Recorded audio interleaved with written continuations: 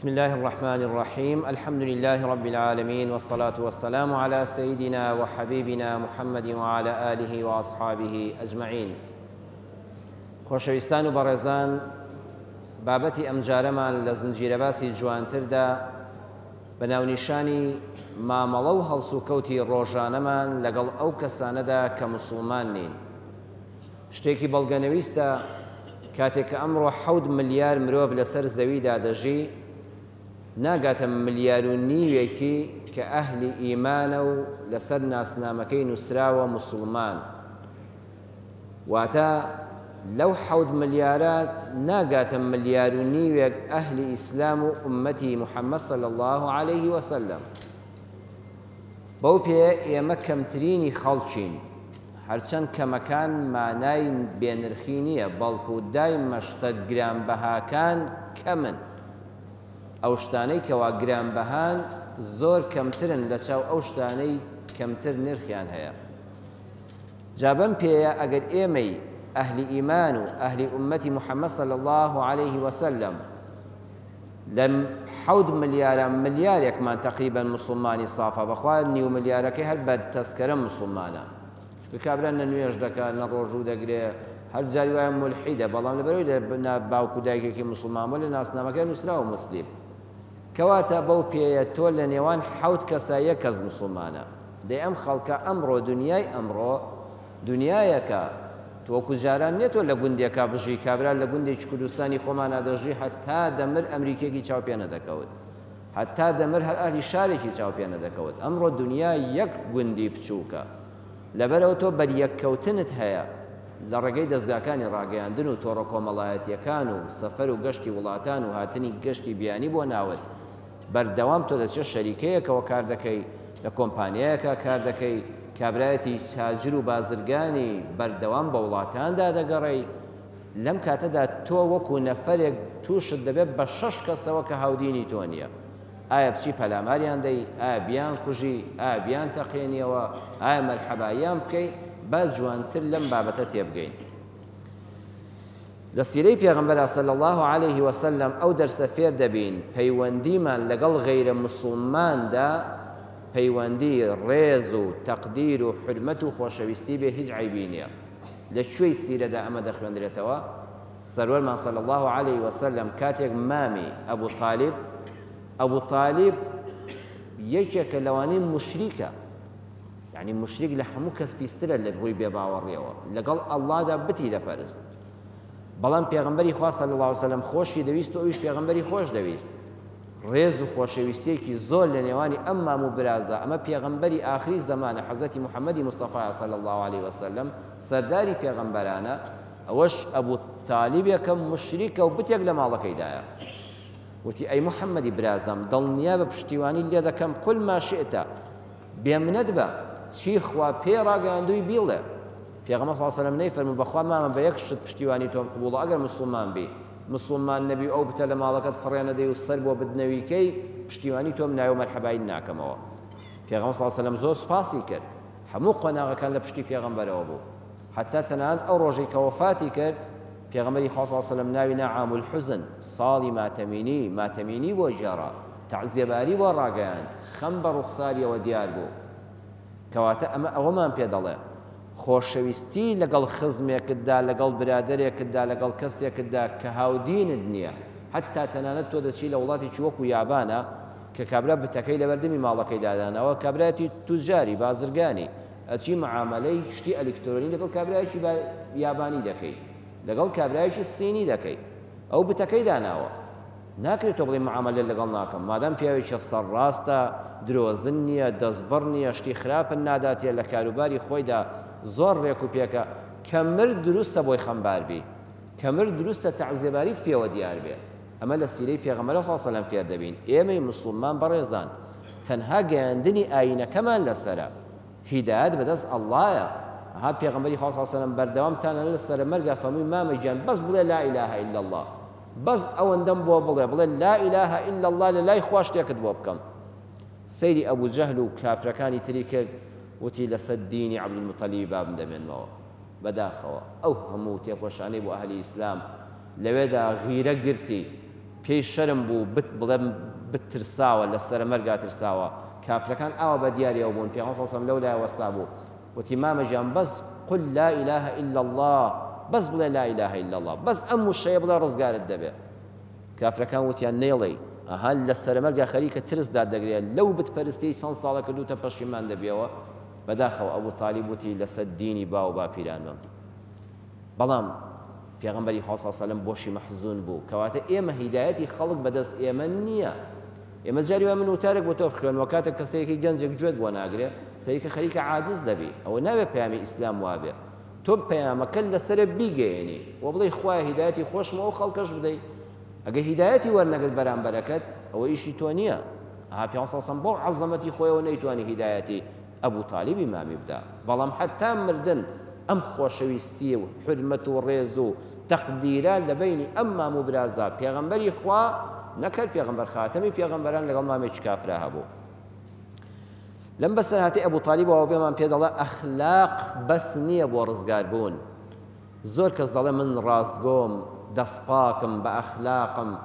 ئیتر بۆی نیە نوێژ ناکەم خۆشەویستم ئەمانە زۆر باشن ئەبوو تالیبی جواب بوو ئەبوو تالیب پیاوێکی بەخشندە بوو پیاوێکی دڵسۆز بوو تەنانەت قبوڵی کرد دەربەدەری قبوڵ کرد لە پێناوی پێغەمبەرە لە شێوەی ئەبوو تالیبا دەرکرا یعنی ئاوارەی چەش لە پێناوی پێغەمبەری خوا موسڵماناندا پیاوێکی ڕاست بوو ئینسانێکی بە ئینساف بوو هەموو مەکە ڕێزیان لێ دەگرت بەڵام دادی نەدا بە تەنها ڕزگاری نەکرد هەرچەند ئەبوو تالیب وەکو ئەبوو جەهل نییە لە جەهەنەمە سبحان الله ئەم عەدلی خوای پەروەردگارە ئاوایە کابرا خۆی وتوێتی خوایە تۆ بە حەق ناناسم بەهەشتەکەی تۆم ناوێ ئیتر خوا بەهەشتی چی بداتێ بەڵام ئەم خوایە هێندە دات پەروەرە لە جەهەنەمە ئەبوو تالیب لەگەڵ ئەبوو جەهلا زۆری فەرقە ئەدیسۆن لەگەڵ کابرای عاشقەدا زۆری فەرقە ئەوەی کە تێنتی دۆزیوەتەوە ئەوەی کە کارەبای دۆزیوەتەوە لە جەهەنەمە ئەگە بشتنە جەهەنەم وەکو یەک تەماشایان ناکا خوای گەورە ئەوەیان کەمترین سزای هەیە ئەوەیان باشکەنجەترین سزای هەیە ئەمە عەدلی خوایە دەبێ ئێمەش بۆ ئینسافە سەیریان کەی بۆیە ئێمە دەمانەوێت ئەگەر نوێشکەری چەند جوانە لەگەڵ یان ڕاستگۆبی چەند جوانە بە ڕۆژوو پاک و خاوێنیش بیکار وڵا فڵان کەس زۆر پاک و خاوێنە بەڵام نوێژ ناکات ئەی دەی بۆ پاک و خاوێنیش بی و ئەهلی ڕۆژوش بی چەند جوانە زەکات بدەیت بەڵام دەستبڕ نەبی ئیتقانت لە عەمەلەکە و لە کردەوەکەت تا هەبێ چەند جوانە بێ بۆ مزگەوت ڕوخسارت ڕوت خۆش بێ کەواتە العیبادات والأخلاق یەدًا بيد ئەخلاقی جوان لەگەڵ دینداریدا دوو دەستن بە یەکەوە دەتوانن ڕوخسارت پاکەنەوە بە یەکەوە دەتوانن بارەکەت بۆ هەڵگرن بە یەکەوە دەتوانن ئینسانێکی بەهێزت کەن دەیبا ئێمە هەردووکمان هەبێ پێغەمبەری خوا صلی الله عليه وسلم هەمیشە تەعاملی لەگەڵ ئەو کەسانی بێباوەڕ بوون کەسانێکی سەلامەت بوون شمشێریان لە ئیسلام بەرز نەکردوێتەوە تەعاملێکی زۆر مەدەنی بووە خۆشەویستانم هەمووتان جەنابتان سیرەتان خوێندوێتەوە بۆتان باس کراوە ئەو ڕۆژەی سەردار و سەروەرمان صلی الله عليه وسلم با سڵاوەت بۆ دیداری بنێرین اللهم صل على سيدنا محمد وعلى آله وصحبه وسلم اللهم صل على حبيبنا محمد وعلى آله وصحبه وسلم اللهم صل على شفيعنا محمد وعلى آله وصحبه وسلم كهجرتي كل مكة ومدينة مسلمان دەبێت ئەم نەخشە سازیە فێر بێ نەیفەرموو تەوەکەل على الله بەو ڕاستێ ڕێدا دەڕۆم ئەوەی خوانێکا نابێ ئامەنا بالله ئەوەی خوانێکا نابێ بەڵام مسلمانان دایمە ئەهلی وریابوون و حەزەر واجبە ئینسان بیکە خۆشەویست ئەو ڕێگایی هەڵبژار کە کافرەکان تەوەقوعیان نەدەکرد پێغەمبەر صلی الله علیه وسلم لێەوە بڕوا ئەو سەری مەکەی گرت بوو ئەوان لێرەوە بۆی دەگەڕان ئەم لێرەوە ڕۆیشت بوو ئەوان لەم شەقامە ڕێگەوە دەڕۆیشتن لۆرنای شاخەکان ئەم ڕێگایەکی باریکی گرت بوو بەڵام قەت بەو ڕێگایەدا نەڕۆیشتو لەگەڵ ئیمامی ئەبوو بەکرە نەیفەرموو ئەبوو بەکر بڕۆین ئێستا جوبریل لێ ڕێکسەن ڕێگاکەمان نیشان دەدا ئەمە کاری جوبریل نییە وە کاری وەحی نییە ئەمە کاری تەختیت و عەسکەریە ئەبێ خۆت هەوڵ بدەیت چاوە لێی مسلمان جاری وایە چاوەڕێەوەی مەلایکەتێک بێ قەڵەمەکەی بداتە دەست و بنووسێ ئەوە کاری وەحی نییە پێغەمبەر صلی الله علیه وسلم لێرە چاوەڕێی جوبریل ناکە خۆ بەخوا ئاسانە بۆ ڕاقی بۆ بنێرە بەڵام نە ئومەتەکەی فێری ئەوە دەکات خۆت هەوڵ بدەیت بۆیە کابرایەکی کافر بتپەرست بتێک لە باخەڵ یا بەردێک ئەمەندە لە زیاتی خوا هاوار بە ئەو بتە دەبە پێغەمبەر صلی الله علیه وسلم مامەڵەی لەگەڵ دەکات متمانەی پێ دەکات دەزانێت پیاوێکی سەرڕاستە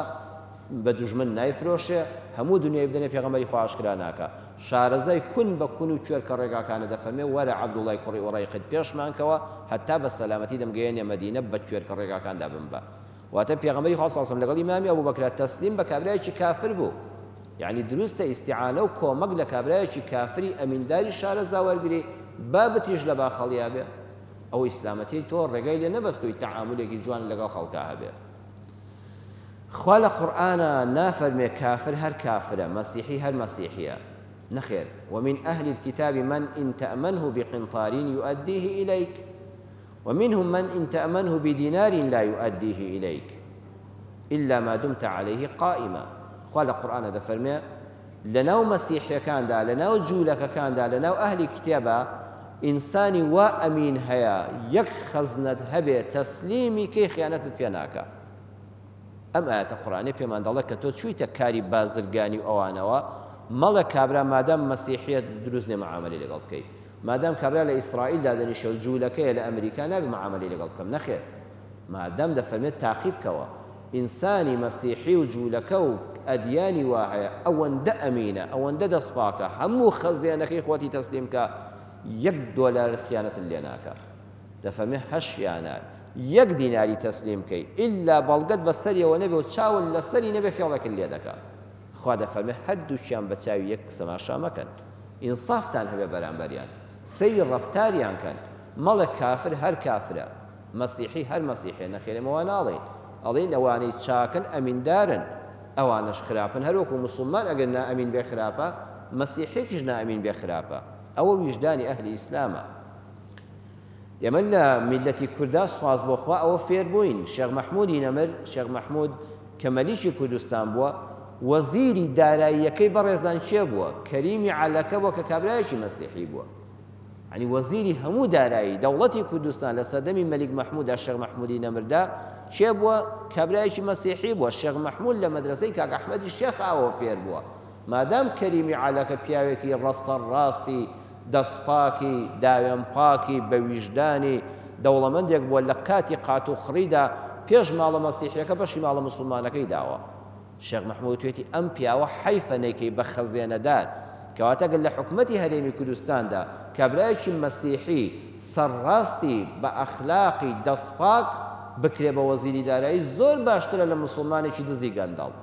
نابێ من و تۆ بەلامانەوە سێ بێت چۆن دەبێ وەزیری دارایی حکومەتەکەم کابرایەکی مەسیحی بێ ئەمە لە قورئانەکەی تۆدا ڕێگە پێدراوە لەوە ئەچێ مادام ئەم ئەمیندارە خۆ لە حکومەتی شێخ مەحموودا چەندین مەلاو شێخ هەبوون کەچی لە جیاتی هەمویان کەریمی عەلەکەی کردووە بە وەزیری دارایی حکومەتی کوردستان هی مەلیک مەحموود لەو سەردەمەدا چونکە پیاوێکی بەڕێز بووە ئێستا مێژوو بەڕێزەوە ناوی دەدا پێغەمبەری خوا صلی الله علیه وسلم جەنازە تێپەڕیەوە بە بەردەمیە یەکسەر هەستاوە بێدەنگ وەستاوە تەقدیری گرتووە ملی ئاوا لێ کردووە وتیانەی پێغەمبەری خوا فڵان جوولەکەی مەدینە بوو مرد فەرمووی ئەلەیسە نەفسەن ئینسان نییە ئەوە ئینسانە ئەوە نەفسە ئەوە کە سوکارەکەی بە شوێن هینەکەیەوە چۆن دەبێت تۆ دانیشی ویژدانت قبوڵ دەکات چۆن دەبێت لەو کاتەیە پێ بکەنی چۆن دەبێت زەردەخەنەت بێتێ کەواتە کە تۆ لەو عنکاوایە کابرایەکی مەسیحی دراوسێت بوو لە گەڕەکەدا مرد دەبێت ماتەمینیت پێوە دیار بێ جوان نیە لەو کاتەیە تەسجیلی سیارەکەت بەرز بێت جوان نیە تەلەڤیزۆنی ماڵەکەت بەرز بێ ئەبێ ئەو ئەخلاقە لە پێغەمبەر صلی الله علیه وسلم فێربی ئەلەیسە نەفسەن ئایا ئینسان نییە ئایا ماڵ و منداڵی نییە ئایا خزم و کەسوکاری نییە بۆی بەخەم بێ ئینسانە بەڕێزەکەم ئەبێ هاوخەمی بی ڕێز لە جەنازەی بگری کە بەلاتا تێپەڕی سارەکەت بوەستێنی کە بە پێوە دانیشتبووی هەستی بەڵام ئێمە بەداخەوە جارێوە لە کوردستانە قەبری جوولەکەیەکە بووە وان فێر کردوین ئەگە بەلای بڕۆی بە بەردێکی فڕێدەیە سەر قەبری جوولەکەکە ئەوە لە ئاینی ئیسلامدا نییە هیچ ئاەت و قورئان حەدیث بخوێنەوە شتێکی ئاوا لەو بارەدا نییە بڵێن ئەمە قەبری جوولەکەیەکە تۆ ئەگە تووشی وی بەردێکی تێفڕێدەی قەبرێکی بەردێکی پێدادەی نەخێر چێڵە ئەوە هەر قەبرە چێ دەڵێ ئەدەگی جوولەکەی حسابی لەسەر خوایە ئەلەیسە نەفسەن ئایا ئینسان نییە ئەبێت کەرامەتی ئینسان هەر کەسێک بێ بپارێزرێ لە زمانی پێغەمبەر صلی الله عليه وسلم کابرایەک خەڵکی مەدینە بوو دزی کرد لەناو جەواڵی ئاردێکە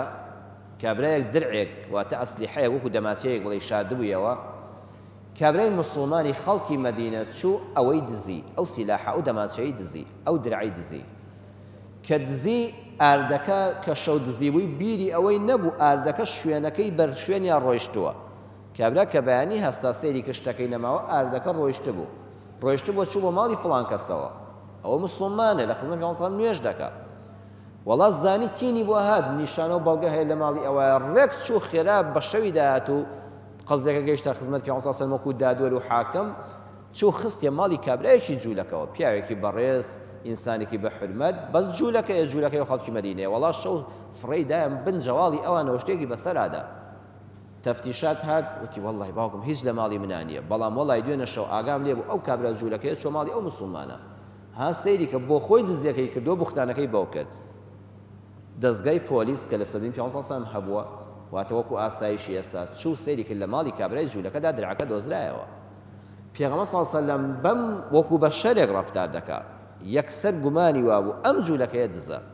وتی وەڵڵای کاکە ئەوەتانە خەریب و ئەم پیاوە تاوانبارکەن بەڵام ئەوەتان لە ماڵی فڵان کەسی جوولەکەدا ئەمە ڕاست دەکات دوێنە شەو ئاگای لێ بوو هەستی کردووە ئەها جوولەکەکە چۆ دزی کردووە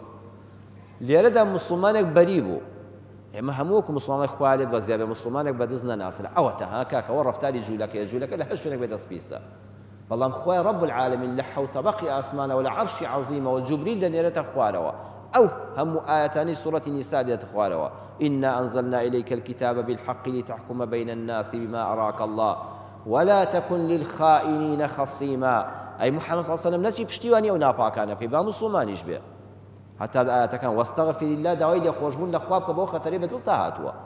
خوا بە پێغەمبەر صلی الله علیه و سلم داوای لێخۆشبوونم لێ بکە لێت خۆش دەبم بەو خەتەرەی بەرامبەر بەو جوولەکەی بێتاوانە بەدڵتا هات ومن يكسب خطيئة أو إثما ثم يرمي به بريئا فقد احتمل بهتانا وإثما مبينا ئاەتەکان زۆرن هەر کەسێک تاوانێکی کرد دوایی خستێ پاڵ کەسێکی کە ئەوە کۆڵێک لە بوختان و گوناهی خستۆتە ئەستۆی خۆی گوناهێکت کردو دانی پێدا بنێ خوای گەورە بەڕائەتی ئەو جوولەکەی لە قورئاندا ڕاگەیان فەرمووی ئەو موسڵمانە دزەکەیە خوا جوبریلی نار ئەم ئاەتە قورئانیە تا قیامەت دەخوێنرێتەوە یەکسەر کابرای موسڵمان منافق بوو ڕێک هەڵات چوو بۆ مەکە لەوێ لە ماڵی بێوەژنێکە داڵدەیدا شعری دژی پێغەمبەری خوا ئەمجا دەنووسی حەسانی کوڕی سابت بێدەنگی کرد و حتا بە کافری مر ئاخری کابرای جوولەکە قورئان فەرمووی بوختان بە جوولەکەکە مەکەن گوناهی خۆت مەخە سەر ئەو کەواتە نایە بڵێ مهم ئەوەیە موسڵمان بێبەری دەرچێت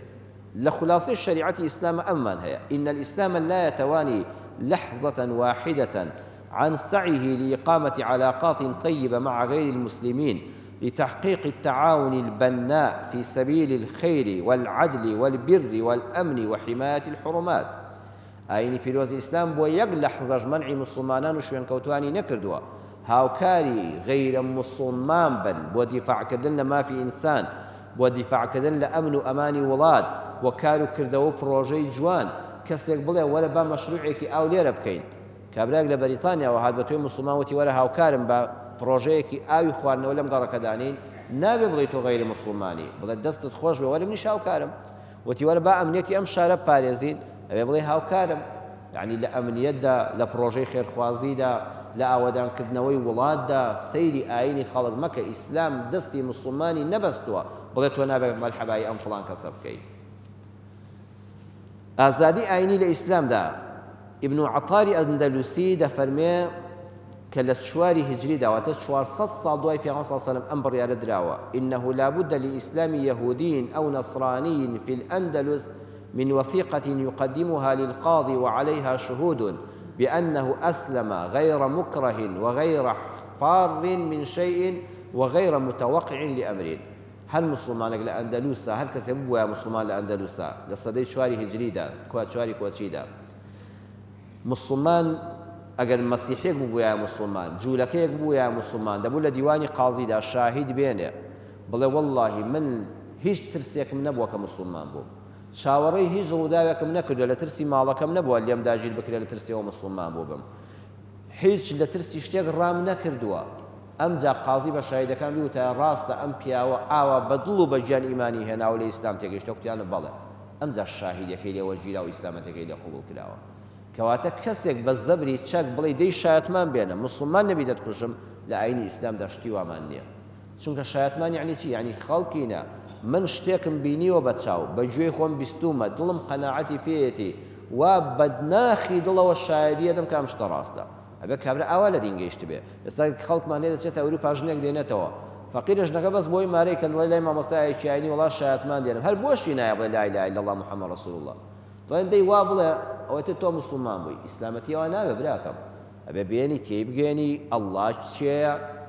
ئەسما و سیفاتی چییە تاکو تەنهایی خوا چییە محەممەد چییە پەیامەکەی چییە لەگەڵ مەسیحیەتەکەی تۆدا فەرقی چییە